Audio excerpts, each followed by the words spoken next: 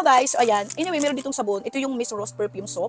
So tatlo yung kinuha ko guys. Gusto ko kasi siyang matry kasi nga, may nabasa akong comment doon, amoy perfume daw siya pag ginagamit. Alam mo naman, nahihilig talaga ako ngayon sa mga sabon na parang may pabango or may perfume na mga sabon. And then hindi lang yung guys, kasi gustong gusto ko yung sabon na parang may perfume. Dahil nga pag naliligo ako, parang talagang mararamdaman ko na bagong ligo ako at the same time naka-perfume na ako kahit sabon pa lang yung ginagamit ko. So ayan, meron silang Ship at Essential Soap. Ito parang milk soap kasi siya guys, ayan o. So buksan natin lahat to. And then ganito itsura niya, pa-round lang siya or pabilog.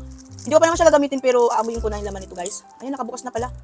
Ayan, alam mo yung amoy nito, para siyang good smell na soap. Ganun yung amoy niya. Milk talaga, may milk na milk talaga yung kanyang amoy. Talagang gatas na gatas yung amoy niya. Mabango din siya. So ito yung gagamitin mo guys. Pag naligo ka sa mukha, pwede mo siyang gamitin pang hilamos, pwede mo na siya gamitin sa katawan mo. So and then, ito yung Miss Rose Perfume Soap naman nila. Tatlo yung variant na kinuha ko. Ayan, naka-promo ata sila ngayon kaya tatlo na yung kinuha ko.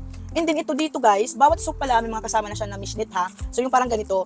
Bawat isang box ng sabon nito may mga kasama na nakaganito. So ilalagay mo na lang sa loob. Pero ito hindi ko pa siya natatry, bala ko pa lang siya i-try. Kaso nga lang, tingnan niyo naman itsura niya, para siyang candy.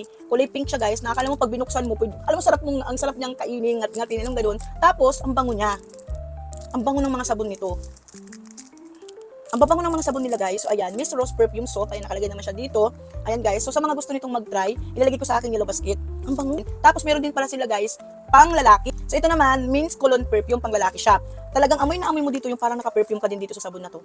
So, anyway, sabi ko nga sa inyo, lahat ng sabon nito or nasa box, may mga kasamang mishnit. So, hindi mo na kailangan. Ito talaga guys, dito ko talagang gustong-gusto to. Ito talaga yung gustong-gusto ko kahit panlalaki siya. Mabango kasi yung sabon, para talaga siyang may kulon o may perfume ng halo yung sabon niya. So ayan, sa mga gusto nito mag-try guys, ilalagay ko sa aking yellow basket. Ang babango.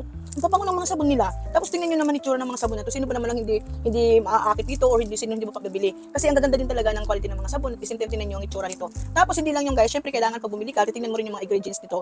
Sa mga gusto nito mag-try, ilalagay ko sa aking yellow basket. I-check out nyo guys kasi affordable lang din naman yung mga sabon nila. At the same time, mababango din siya.